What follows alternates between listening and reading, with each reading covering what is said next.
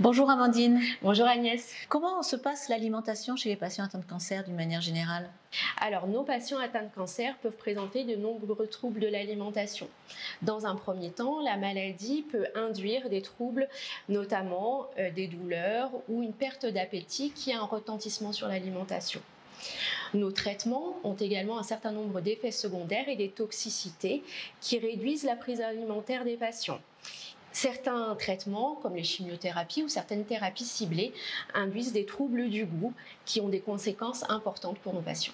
Qu'est-ce que tu peux nous dire sur le goût d'une manière générale? Oui, le goût correspond à ce que l'on ressent lorsque l'on déguste, lorsque l'on mange. Mais derrière le terme de goût se cachent plusieurs systèmes sensoriels. Bien sûr, le goût, donc sur la langue, on va sentir si c'est sucré, salé, acide, amer, mais également à travers les échanges d'air qui circulent entre le nez et la bouche, on va ressentir l'arôme. Il y a également le sens du toucher lorsque l'on mastique, lorsque l'on manipule l'aliment en bouche. Il y a également la température, le côté piquant, pimenté, et puis bien sûr toutes ces sensations qui ont été impulsées par ce que l'on a imaginé en voyant l'assiette, et la vue, la couleur, la forme nous donnent aussi des informations sur ce que l'on va expérimenter. Alors c'est vrai que par rapport à ce que nous rapportent les patients, on a l'impression que tout ça c'est assez compliqué et nos patients nous rapportent différents effets secondaires. On en a un certain nombre qui nous disent « moi je ne peux plus rentrer dans ma cuisine parce que les odeurs sont intolérables ». D'autres qui nous disent au contraire, je ne ressens plus rien, tous les aliments ont la même odeur, ont le même goût et c'est très désagréable de manger. D'autres qui nous parlent d'un goût métallique ou d'un inconfort dans la bouche. C'est donc le contenu du projet Canu que nous avons mené ensemble avec tous les partenaires pour étudier les différences de perception en fonction des traitements et des individus. Nous avons pu mettre en œuvre des solutions adaptées à chaque personne. La prise en compte des troubles sensoriels est très importante pour nos patients. Mais il ne faut pas oublier les côtés nutritionnels. On sait que la dénutrition a un impact important sur le pronostic et la prise en charge des patients. Et on sait que près de 40% des patients atteints de cancer sont dénutris. Ce travail a fait l'objet d'un guide sensoriel, nutritionnel et culinaire. Et on va inviter Pascal à venir nous en parler.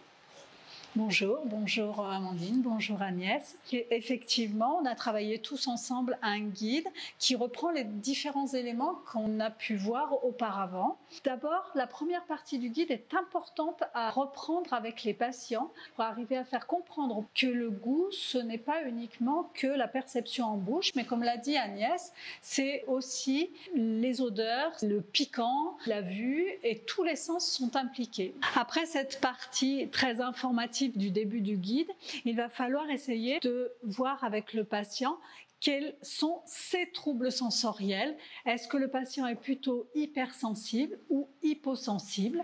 Et pour cela, on a conçu des petits tests que l'on peut faire. On les retrouve dans ces bulles roses. On va pouvoir tester la sensibilité de chaque patient. Maintenant, concerne mieux les problématiques sensorielles de notre patient, on va pouvoir l'orienter vers les conseils très spécifiques adaptés à ces troubles sensoriels. Par exemple, si le patient est hypersensible, on va l'orienter vers une cuisine adoucie. Et au contraire, si le patient est hyposensible, on va l'orienter vers les conseils qui visent à augmenter les goûts dans l'alimentation. À côté de ça, on a tous les troubles sensoriels très spécifiques. Et là aussi, dans chaque page de guide, vous trouverez des conseils vraiment adaptés à ces différents troubles sensoriels. Sur un plan vraiment pratique, les recettes ont été étudiées par les cuisiniers de l'Institut Life pour justement être adaptables en fonction des troubles sensoriels des patients. On a une recette de base et dans les petites bulles, on va pouvoir retrouver les adaptations de la recette, soit pour une cuisine un peu plus adoucie, soit pour une cuisine un peu plus accentuée, soit aussi sur le plan nutritionnel pour pouvoir gérer les problématiques d'appétit des patients qui sont souvent diminuées, de pouvoir enrichir cette recette et amener un peu plus sur le plan nutritionnel. Vous l'aurez compris, ce guide est un outil d'accompagnement des patients pour la gestion de leurs troubles sensoriels et nutritionnels au cours de la prise en charge. Ce guide sera à disposition des professionnels de santé qui pourront le diffuser auprès des patients. Nous remercions tous les partenaires qui ont permis la réalisation de ce travail et la publication du guide que vous retrouverez sur notre site dédié.